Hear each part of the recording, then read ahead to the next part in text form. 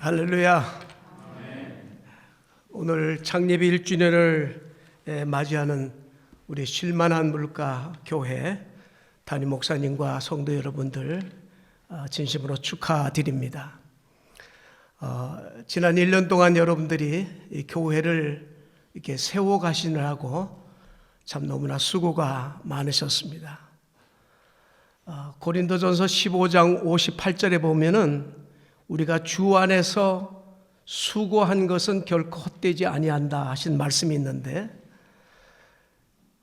이제 세월이 지난 후에 보면은 여러분들이 주의 몸된 교회를 위해서 섬기고 받들고 참 애를 많이 쓰는 그런 그 희생들이 정말 헛되지 아니하도록 하나님께서 복을 내려주시고 축복해 가시는 것을 여러분이 나중에는 분명히 믿게 될 것입니다.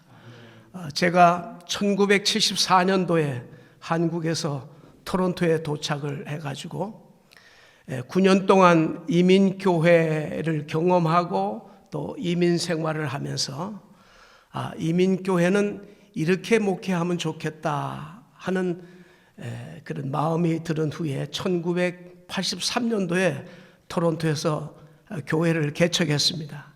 그리고 2달 전에 창립 40주년을 지났습니다.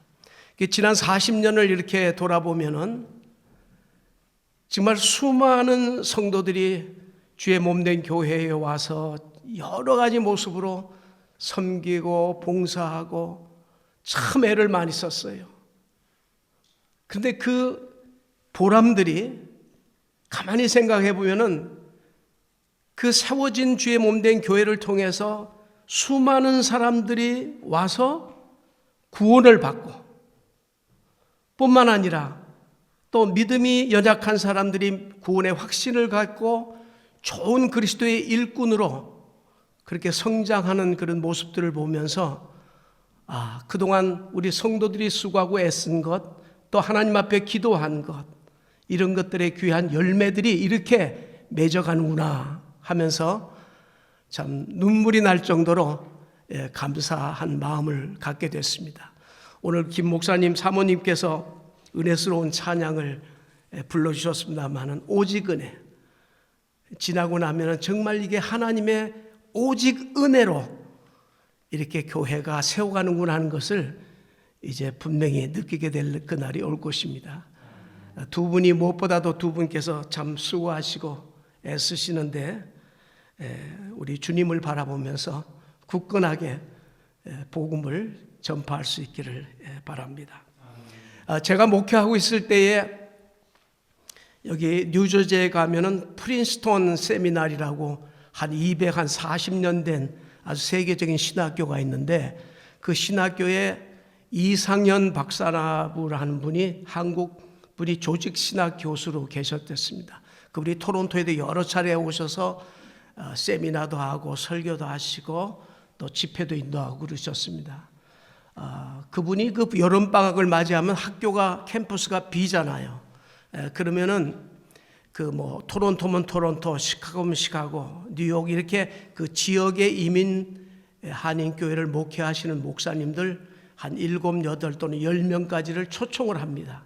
그래서 캠퍼스에 오라고 그래서 거기에서 함께 자고 먹고 그리고 한 주간 세미나를 하고 저희들이 돌아올 때 제가 토론토에서 그 초청을 받아서 저도 갔댔습니다.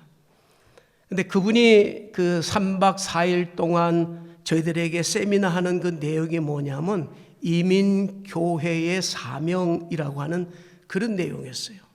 오래된 얘기지만은 요 근래 제가 한 1년 사이에 그분이 왜 그런 말씀을 했는가 하는 것을 뼈저리게 느끼고 있습니다.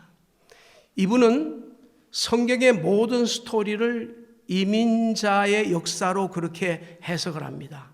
아브라함이 갈대아 우르의 본토 친척집을 떠나서 하나님의 명령에 따라 가나안 땅으로 옮겨갑니다. 이주합니다. 이민을 합니다. 물론 지금 멀지 않은 장소예요. 그러나 그 당시에는 걸어서 나귀 타고 다니는 당시에는 굉장히 먼 거리입니다. 그래서 그 땅에 이미 살고 있는 원주민들과 함께 생활하면서 그가 믿고 있는 하나님을 믿으면서 신앙생활하면서 그들과 함께 공존하기 시작을 합니다. 그래서 이삭 그리고 야곱의 시대 때 가가지고 이제 그 팔레스타인 땅에 가나안 땅에 대기근이 왔습니다. 그래서 양식이 없어요. 굶어 죽을 지경이 됐어요. 그래서 그 야곱의 아들들이 애굽에 지금 이집트 땅에 가서 양식을 구하러 갔다가 자기들이 오래전에 그 아버님의 편애를 한다고 해서 미움을 했던 요셉이라는 그 동생을 노예로 팔았잖아요. 그런데 하나님의 은혜 가운데 애굽 땅에 노예로 팔려간 요셉이 3명의 총리 대신 가운데 한 사람이 되는 그런 놀라운 은혜를 받게 됩니다. 그래서 양식을 구하러 갔다가 거기에서 이제 자기 동생을 알게 되고, 그리고 그 요셉의 그 초청으로 인해서 야곱의 70명의 가족들이 이제는 가나안 땅을 떠나서 이제는 어느 애굽이라고 하는 이집트 땅으로 또 이주를 하여 갑니다. 그 땅에서 얼마나 사느냐? 자그마치 430년을 살아요.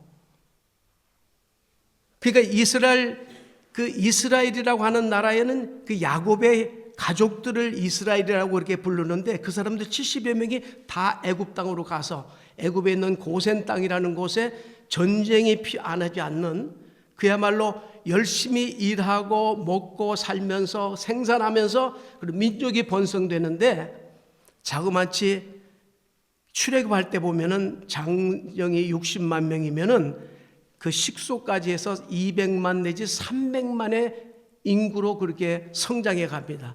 하나님께서 아브라함에게 약속하시기를 내 자손이 하늘의 별처럼 바닷가의 모래알처럼 번성하게 하시라고 이렇게 약속을 하셨는데, 바로 야곱 때에 와가지고 가족들이 애굽에 가서 대민족으로 그렇게 번성하게 됩니다. 근데 요셉이 죽고 난 후에 요셉을 모르는 그 애굽의 왕들이, 바로들이 걱정이 됐어요. 왜냐하면 너무 민족들이 번성되니까. 그래서 핍박하기 시작하고, 그리고 남자아이들을 낳으면 다 죽이라고 산파한테 그렇게 명령을 합니다. 그러는 가운데 하나님께서 모세를 세워주셔서 모세가 또 양자로 이제 애굽의 궁전에 살게 되고 훈련을 받는 가운데 하나님이 때가 되어서 이스라엘 민족을 다시 출애굽시켜서 가나안 땅에 보내게 됩니다. 그래서 모세를 하나님께서 리더자로 세우게 돼서 이제 그 가나안 땅으로 옮겨갑니다. 그 기간이 40년이 걸려서 가게 됩니다. 다시 또 가나안 땅으로 옮겨오는 거예요. 그래서 이제는 모세가 모든 일을 마치고, 그리고 여호수아가 이제 마지막 이스라엘 땅에 들어가서 가나안 땅에 들어가서 12지파에게 땅을 분배하는 얘기가 나오는 것이 족장시대의 역사입니다. 그리고 사사시대 350년이 지난 후에 이제 이스라엘이 왕국시대가 돼서 사울이 초대왕이 되고 다윗이 2대 왕이 돼가지고 그 이스라엘 땅을 아주 넓게 확장을 시키고, 그리고 성전을 준비하게 하고 그 아들 솔로몬이 그 준비한 것을 가지고 예루살렘 성전을 짓게 됩니다. 근데 솔로몬이 죽고 난 후에 솔로몬이 성전만 지은 게 아니라 자기의 궁전도 너무 크게 졌어요. 그래서 많은 재정이 국민들에게 세금을 받게 돼서 세금들의 원성이 크게 됐습니다. 그래서 솔로몬이 죽고 난 후에 그 세금 문제를 가지고 분열이 생겨가지고 북쪽에 10지파가 모여서 솔로몬의 부하가 주동이 돼가지고 북왕국 이스라엘이라는 나라를 건설하고, 그리고 솔로몬의 아들이 중심이 돼서 2지파가 중심이 돼서 남쪽에 유다 왕국이 서게 됩니다. 그래서 남북 왕국으로 분열이 됩니다. 그런데 721년에 BC 721년에 북쪽에 세워진 이스라엘 국가가 아시리아라는 나라에게 멸망당해요. 사마리아 성을 3년간 포위해서 아주 굶어 죽여버립니다. 그래서 그 북쪽에 있던 이스라엘 민족들이 다 사방으로 흩어지게 만들고, 그리고 135년을 더 지탱해 가던 남왕국 유다는 그 당시에 동쪽에 그 강성했던 바벨론에게 멸망당해가지고 마지막 시드기야 왕은 두 눈을 뽑아가지고 그리고 모든 백성들을 갖다 전부 다 포로로 잡고 병든 자만 놔두고 전부 다 바벨론으로 끌려가게 됩니다. 북쪽 왕국은 그 어느 나라에도 보시면 모든 나라 막 그때 막 그 학계에 보면은 막 러시아까지 퍼져나가게 되고, 남왕국은 또 바벨론에 끌려가 가지고 또 가나안 떡을 벗어 다른 나라에 갑니다. 70년간의 포로 생활 후에 하나님은 그 민족을 당시에 페르시아를 통해서 이제 다시 구원해줘서 이스라엘 땅으로 돌아오게 합니다. 그래서 1차, 2차, 3차 기환을 통해서 1차는 수르바벨을 통해서 2차는 에스라를 통해서 3차는 그리고 에스겔을 통해서 그리고 다시 이제 이스라엘 민족들이 돌아오게 됩니다. 그래서 돌아온 이스라엘 민족이 다시 성벽을 쌓고 다시 생활할 때에 마지막 구약의 말라기 선지자가 이제 그들에게 하나님 앞에 죄 짓지 말고 바르게 신앙생활해야 된다고 이제 선포하는 그런 얘기가 이제 말라기 선지자에 대한 얘기고, 그걸로 구약 시대가 끝이 납니다. 그리고는 히랍 제국 시대가 들어가요. 히랍은 알렉산더 대왕이 3년 동안 제국을 건설한 후에 죽고 난 후에 4명의 부하가 땅을 4군데로 나눠서 제국이 서로 돌아갈 때 이스라엘 민족은 그 제국 사이에서 수많은 고생을 합니다. 이스라엘 민족을 통해서 우리가 배워야 할 것은 그 나라 사람들은 어느 나라에 가서도 절대로 그 정복자들이 요구하는 숭배, 그들이 믿는 신에게 절하지 아니하고 자기들에게 주어진 하나님에 대한 신앙을 끝까지 지킨 민족이 유대 민족이에요. 그래서 세계 방방곡곡에 흩어진 이스라엘 민족들은 이스라엘 민족 하면은 하나님을 믿는 투철한 민족이라는 게 아주 각인시켰어요.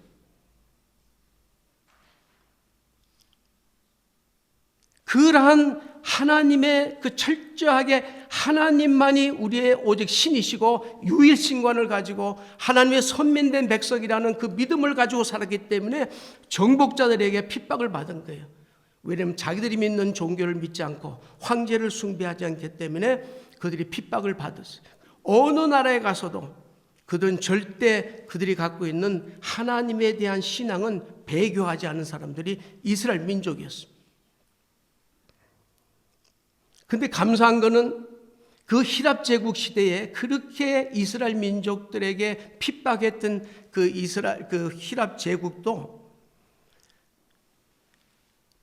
구약 성경이 히브리어로 돼 있잖아요. 유대인들만 알고 있는 그 구약 성경을 히랍 제국 시대에 히브리어를 히랍어로 번역하는 일을 히랍 제국이 합니다. 유대인이 원해서 한 것이 아니에요. 70인 성경이라는 게 그거예요.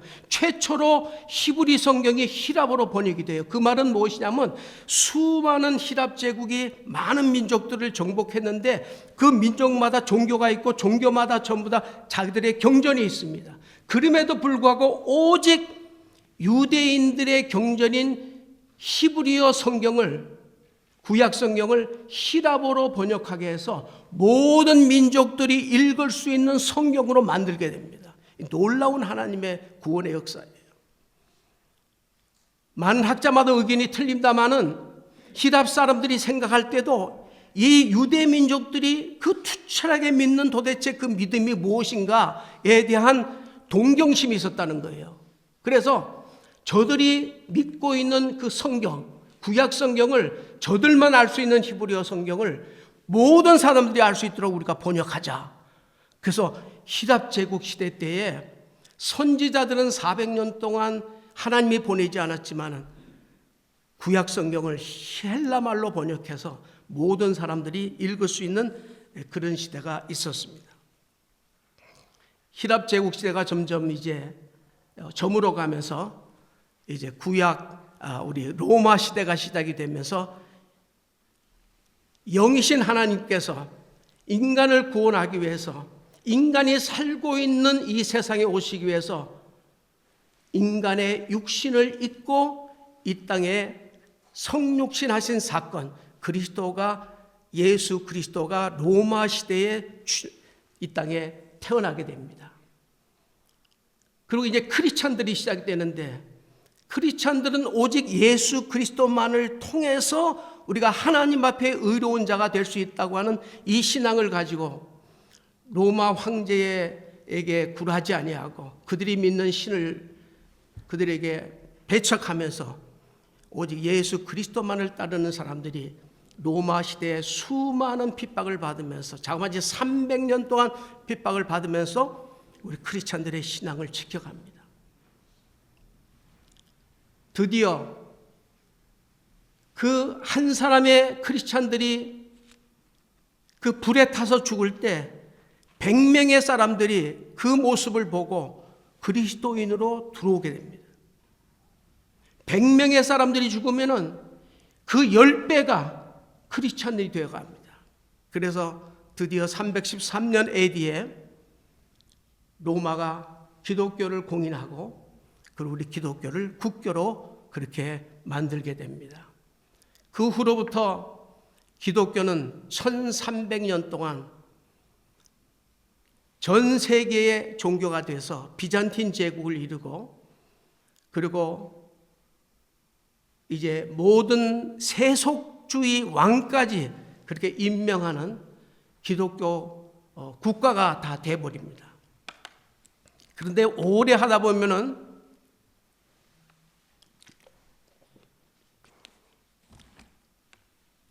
오히려 로마가 핍박하고 그럴 때는 그 신앙이 뜨거웠는데 이제는 국가가 교회를 보호해주고 협조해주고 그리고 그 모든 것들을 국가가 다 이렇게 서포트해 주니까는 교회가 점점 타락하기 시작해서 나중에는 종교혁명이라고 하는 루터의 종교혁명까지 일어나는 면죄부를 팔고 심지어 성직자들을 돈으로 사고 파는 이러한 데까지 이제 타락하게 됨에 따라 루터가 종교개혁을 일으키고 그로 인해서 우리 개신교가 시작이 됩니다. 영국에 있던 개신교에 있던 청교도들이 이제 북미 땅에 들어오게 돼서 이제 북미가 그들의 신앙에 의해서 모든 헌법도 그렇고 정부 조직도 그렇고 청교도 신앙에 의해서 미국이 세워지고 또 그 신앙에 캐나다까지 오게 돼서 그들의 후손들에 의해서 그 뜨거웠던 그들의 후손들이 선교사가 돼가지고 한국 땅에 와가지고 그 미개한 조선들을 개화시키고 그리고 복음을 전해서 한국의 25%의 국민들이 기독교인이 되었습니다. 그리고 그 19세기 말부터 20세기 초에 많은 한국 사람들이 그 뜨거운 신앙을 가진 기독교인들이 이민을 오기 시작합니다. 이민을 와가지고 지금 181개 국가에 한인교회가 6,000개가 세워졌어요. 세계에. 미국만 4,000개입니다.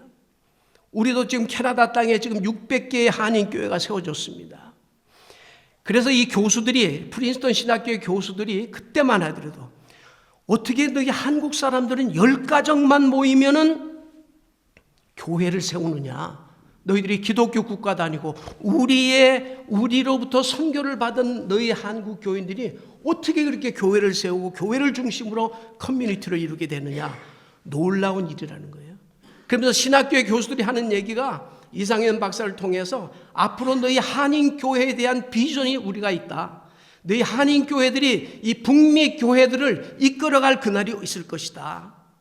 그러면서 이러한 그 이민의 역사 가운데 그 이민을 통해서 막 흩어져 살면서 하나님의 복음이 전부 다 이렇게 사방에 흩어진 것처럼 이 북미 땅에 세워진 한인 이민교회들이 지금 우리에게 복음을 전했던 그 뜨거운 믿음의 선조들이 정했던 이 나라는 지금 점점 타락해 가고 있어요.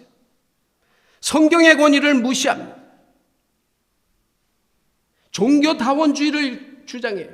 모든 종교는 다 구원이 있단 말이야. 다 열심히 믿으면 된다. 멋있는 얘기 같아요.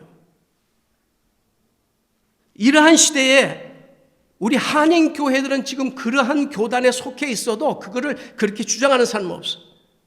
한인교회들이 해야 될 일이 무엇이냐? 하나님이 왜 우리를 한국 땅에서 복음을 받아들이게 하고 왜 이 북미 땅에 우리들을 보내주셨느냐? 타락해가고 지금 이 북미가 지금 말이요 성경의 권위를 무시하고 지금 성경에 우리의 기독교의 절대의 그 진리를 주장하지 못하는 이런 시대에 우리를 보내주시고 교회를 세운 거는 복음을 다시 살리라는 거예요. 복음을 지키라고 우리 한인 이민교회를 이 땅에 세워주셨다고 벌써 올해 10여 년 전에 우리가 이민신학을 배울 때 그렇게 배웠어요. 그런 프라우드를 가지고 여러분들이 목회해야 되고 여러분들의 교회의 성도들에게 그렇게 훈련시키고 그러한 말씀을 전해야 된다고 그 당시에 그렇게 얘기를 했습니다. 제가 요 근래에 말이죠. 한 1, 2년 사이에 특별히 우리 캐나다의 이 주류 교단들이 돌아가는 걸 이렇게 보면서 동성연애들을 뭐 목사나 장로를 안 쓰셔도 좋다 이렇게 막 변해가고 있죠. 예, 종교다원주의에 다른 종교도 구원이 있단 말이에요.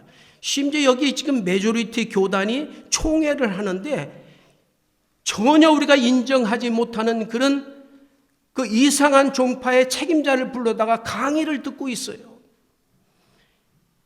그걸 아주 멋있다고 그렇게 표현을 해요. 우리는 모든 사람들을 다 사랑한다. 그래서 그 모든 사람들을 다 얘기를 들어야 된다. 좋은 얘기예요. 우리가 모든 다른 종교의 사람들도 우리가 존경하고 그들과 대화하고 그들의 종교에 대해서 알아야 될 필요는 있지만은 그러나 그 사람들이 믿는 다른 종교에 대해서 우리가 그거를 우리가 인정하는 것이 아니라 우리가 선교의 전도의 대상으로 우리가 받아들이고 우리가 존경하는 것이지 그 사람들이 믿는 종교를 우리가 인정하는 건 아니에요.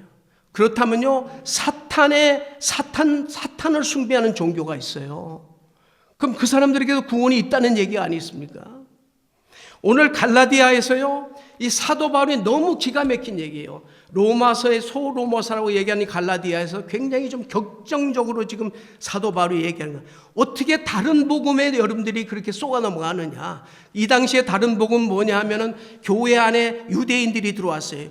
유대인들 마음속에는 오랫동안 율법에 익숙한 사람들이에요. 그래서 우리가 예수 그리스도를 통해서 구원을 받는 것은 사실이지만은 그래도 우리가 율법을 지키면 좋지 않느냐. 그래도 우리가 할례를 받으면 좋지 않느냐. 그래도 우리가 절기를 지키면 좋지 않느냐 하는 얘기를 자꾸 교회 안에서 하는 거예요. 그러니까 사람들의 귀가 자꾸 그걸 쏠리는 거예요. 사도 바울은 거기에 너무 답답했어요. 내가 다른 복음을 전하거나 사람들의 마음을 기쁘게 하기 위해서 다른 복음을 전했으면 나는 하나님의 종이 아니다고 그렇게 딱 결론을 맺지 않습니까? 보세요. 지금 다른 종교에도 구원이 있다. 그러니까 사람들이 야, 저 사람은 아주 사랑이 많은 사람이야. 통이 큰 사람이야. 우리 기독교에만 절대 진리가 있다고 얘기하면 뭐 사람이 그렇게 옹졸해. 사람이 너무 배타적이지 않냐. 이렇게 사람들은 얘기하는지 몰라요. 그러나 거기에 여러분들이 현혹돼서는 안 돼요. 우리 기독교의 절대 진리는 뭐예요? 예수 그리스도를 통해서만 하나님 앞에 구원을 받을 수 있다는 것이 우리 기독교의 절대 진리예요. 근데 종교다원주의에서는 절대 진리를 인정 안 하는 거예요. 절대 진리가 없다는 거예요. 어느 종교나 진리가 있다는 거예요. 어느 종교나 열심히 믿으면 구원받을 수 있다는 거예요. 그렇게 얘기를 하는 사람들은 참 사람들이 통이 넓은 사람처럼 여러분이 생각하는지 모르지만은 사람들이 기뻐한다고 그런 말에 현혹돼서는 안 된다는 거예요. 우리의 절대적인 진리는 절대 양보할 수 없는 겁니다. 성경의 권위도 그래요. 오늘날 이 기존되는 이 사람들이 이 성경의 권위도 인정을 안 해요. 우리가 종교개혁을 일으킨 가장 중요한 것은 교황의 권위나 교회의 권위보다도 성경의 권위를 인정한 거예요. 그래서 성경을 모든 사람들이 읽을 수 있도록 번역하고 그거를 모든 나라들마다 그 나라마다 전부 다 번역해서 나간 거예요. 그래서 교인들마다 성경을 자기 스스로 읽을 수 있도록, 그래서 하나님이 무엇을 원하시는지 무엇을 금하는지를 스스로 알 수 있도록 만든 일이 종교개혁이라고 말해요. 성경의 권위를 우리가 인정 안 하면 어떻게 해요? 성경의 이것은 아니라면 아닌 줄 알아야지. 그래서 뭐 성경에 있는 말씀 우리가 이해가 되지 않기 때문에 이건 뭐 설화다, 신화다, 어떤 미닝을 전하기 위해서 우리는 그걸 타셔야 된다. 이렇게 해석을 하면 안 돼요. 보세요. 성경은 말이죠. 우리의 제한된 인간의 이성을 가진 사람은 다 이해할 수 없는 거예요. 왜? 성경은 거룩한 전능하신 하나님의 신의 세계를 기록한 것이 하나님의 이 성경이에요. 그렇잖아요? 사람의 얘기가 아니란 말이에요. 하나님의 세계의 얘기이기 때문에 피조물된 우리 인간들, 이성을 가진 인간들, 제한된 이성을 가진 인간들은 이 하나님의 말씀을 다 이해할 수가 없어요. 이해할 수 없어야 하나님의 말씀이에요. 왜? 그분은 전능하신 신이기 때문에 그런 거예요. 이해해야 내가 믿겠다? 못해요. 믿으면 믿게 됩니다. 이해하게 됩니다. 믿음은 여러분 이해하게 되는 거예요. 왜? 전능하신 하나님의 말씀, 그거는 우리가 다 이해할 수가 없어요. 신의 세계 때문에 그걸 내가 다 이해하겠다고 하는 자체가 잘못된 거예요. 성경 말씀은 하나님 말씀이고 그 말씀 우리가 먼저 그대로 믿으면 우리가 모든 말씀이 다 이해가 되는 것이다. 이게 성경의 권위입니다.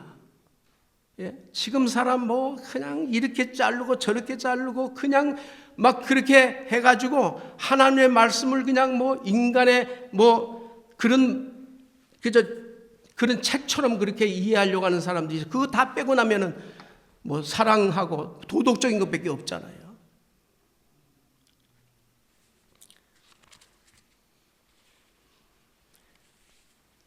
저는 이제 캐나다에서 산 지가 내년이면 50년 되는데요. 지난 50년 동안 이제 여기 캐나다에 살면서 여기 기존된 그 메조리티 교단들의 그 이제 스토리를 제가 이제 좀 스터디해 봤는데, 하여튼 지난 40년, 50년 동안에 교회가 반토막이 났어요. 교회가 반토막이 났어요. 기존 교회들이 반토막이 났습니다. 저는 나야가라 살고 있는데 나야가라도 보면 다 역사적인 교회들이 다 사람이 교인들이 없어요. 건물 유지하느라고 쩔쩔쩔쩔매요. 왜 그러냐? 왜 그러냐면은 성경의 권위와 기독교의 절대 진리를 양보하기 때문에 그래요. 우리가 지켜야 할 복음을 지켜야 할 것을 지키지 못하기 때문에 교회가 점점 쇠퇴하는 거예요. 나는 정말 내가 이민교회 목회자로서 굉장히 프라우드한 것은 뭐냐면은 하나님이 나를 왜 캐나다 땅에 보내주시고 나를 왜 이민교회를 세우게 하시고 이민교회 목회를 하게 했는가. 내 주위의 모습들을 보면서 내 여기 기존 교단들의 모습을 보면서 저러면 안 되겠구나. 정말 우리 한인 이민교회를 하나님이 세워주신 것은 우리에게 복음을 전했던 그 선교사의 그 뜨거운 그 복음의 열정을 우리가 가지고 신앙생활을 하게 해야 되겠다. 이거 꼭 지켜야 되겠다. 오히려 저분들의 그 거룩성을 회복하기 위해서 우리가 기도하는 사람들이 되겠다. 우리 한인교회가 정말 이 교회가 그 뜨거웠던 그 믿음이 다시 부활할 수 있도록 기도해야 되겠다. 저 안타까워요. 너무 안타까워요. 나는 우리 한인 이민교회가 지금 토론토만 해도 한 250개 정도 되는데 사람들은 교회가 많다고 비난하는 사람도 있어요. 아니에요. 교회를 세워보잖아요. 그러면 다 그 교회를 통해서 구원받는 사람들이 생겨요. 그리고 다른 데서는 믿음의 확신이 없이 생활하다가 또 어느 교회 가서는 구원의 확신을 가지고 뜨겁게 신앙생활하고 막 자라는 사람들이 있어요. 그래서 저는 하나님이 우리 교회를 세울 때에 하나님의 구원의 역사를 가만히 보면 말이죠. 교회마다 어느 교회마다 하나님이 역사하시는데, 특별히 저희는 한국 사람이니까 한국 사람들을 하나님 축복해 주시는데, 한국 교회의 대체적으로 한국 교회는 복음주의 신앙 노선을 가지고 있는 교회라고 생각합니다. 그런데 이 기존 교회 목회자들이 우리들의 모습을 보고 막 새벽 기도회도 하고 막 그러면서 자기들은 못하잖아요. 그러면서 참 너희들은 그 믿음이 정말 순수하다. 우리의 조상들도 우리의 선조들도 그렇게 했다. 우리가 왜 이렇게 됐는지 자기들도 모르겠대요. 왜 이렇게 나태해졌는지 모르겠다고 그래요.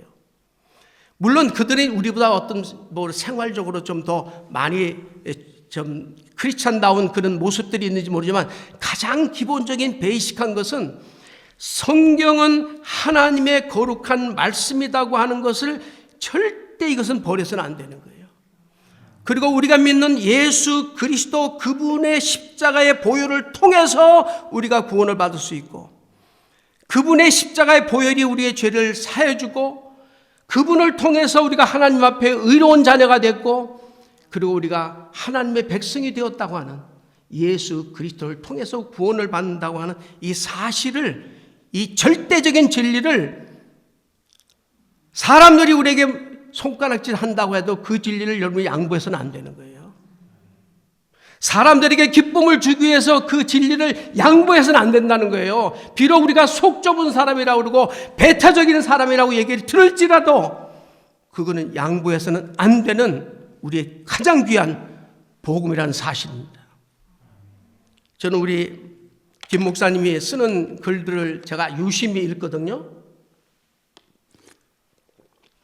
목사님이 계셔서 이런 말을 하는 것이 아니라 정말로 복음을 제대로 설명해 주고 있어요. 그래서 제가 열심히 보고 잘 보관하고 있습니다.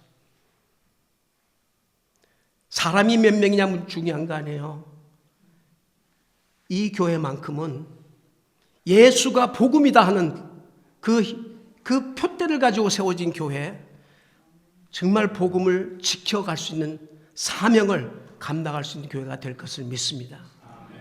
두 분이 이 교회를 개척해서 참 수고 많이 하시고 애를 쓰시는데, 이 투철한 마음만 갖고 있으면은 후대에 앞으로 많은 시간이 흐른 후에 하나님께서 축복해 주실 거예요. 많은 열매를 맺게 해 주실 겁니다. 한 사람의 귀한 일꾼이 생기더라도 그런 목회를 하실 수 있기 바랍니다. 제가 선교사로 12년 동안 나갔다 왔거든요. 많은 교인들이 선교사한테 물은 게, 저는 이제 학원 목회를 했는데 사람이 몇 명입니까? 첫 번째 물음이 그래요. 그래서 그 학원이니까 학생들이 많으면 선교 잘한다. 학생들 수가 적으면은 뭐 저렇게 해. 이렇게 평가하는 것이 보통 우리 한국 사람들, 한국 교회의 모습이에요. 그런데 제가 12년 동안 지나고 나서 느끼는 건 뭐냐면은, 이 세상이라고 하는 것은 많은 사람에 의해서 변화되는 게 아니라 한 사람에 의해서 변화되는 거예요. 그러니까 성경에도 볼 것 같으면 한 사람, 첫째 아담 한 사람으로 인해서 온 세상이 죄악이 범하여졌고, 둘째 아담 예수 그리스도 한 사람으로 인해서 온 세상이 구원을 받게 되었다. 한 사람이 중요한 거예요. 한 사람의 지도자를 정말 잘 배출시키면은 그건 정말 잘한 거예요. 그건 목회 성공한 거라고요. 제가 선교하면서 느낀 거예요. 내가 선교하면서 두 사람 또는 세 사람의 좋은 지도자만 배출하면 난 성공한 것이다. 잘한 것이다. 그런 목표를 가졌어요. 많은 사람이 문제가 아니에요. 한두 사람의 지도자만 잘 세우면은 그 사람 때문에 그 지역이 변하고 그 나라가 변해지는 거예요. 목회도 그런 것 같아요. 절대 사람의 수에 현혹받지 마세요. 한 사람만, 하나님 앞에서 바른 사람만 양육할 수 있다면은 그 사람이 앞으로 어떠한 일을 하는지 몰라요. 하나님이 그 사람을 통해서 엄청난 역사를 이루게 될 거예요. 내가 이런 얘기를 하려면 한도 끝도 없어요. 너무 많은 예를 대할 수 있어요. 정말 복음을 사수하는 교회가 되시기 바랍니다. 복음을 지키는 사람이 되어야 돼요. 이 마지막 때 우리가 정말 해야 할 일은 지금 하나님이 주신 이 거룩한 복음을 우리가 잘 지켜야 됩니다. 점점 세속화되는 이 땅에서 복음을 지키는 사람이 되라고, 복음을 지키는 교회가 되라고 우리 한국 사람들을 캐나다 땅에 보내주시고 교회를 세웠다고 저는 믿습니다. 우리가 그런 사명을 감당할 수 있는 나와 여러분 되시고 또 실만한 물가교회가 될 것을 주의 이름으로 축원합니다. 기도하시겠습니다. 아버지 하나님, 주께서 세우신 쉴만한 물가교회가 만 1년이 되었습니다. 지난 1년 동안 하나님의 은혜를 감사드립니다. 아버지 하나님, 예수가 복음이라고 하는 목표를 가지고 이 세워진 이 교회를 주님께서 축복해 주시고 이 마지막 때에 복음을 지키는 이 사명을 감당하는 주의 몸된 교회 되게 하여 주시고, 세우신 담임 목사님 김윤규 목사님을 통해서 복음을 지키는 그 사명을 투철하게 감당할 수 있는 주의 사랑하는 종이 되도록 축복해 주시고 위로하시고 힘을 주시기를 간절히 바라옵고 원합나이다. 오늘 이 자리에 참석한 우리 모두가 하나님이 이 캐나다 땅에 보내주시고 우리가 한인교회를 세워주시고 그곳에서 신앙생활하는 우리의 주신 이 사명을 감당하면서 이 무너져가는 이 땅 위에 새롭게 복음을 세워가는 우리 모두의 사명을 감당해 나갈 수 있도록 함께하여 주옵소서. 예수님의 이름으로 감사하며 기도하옵나이다. 아멘.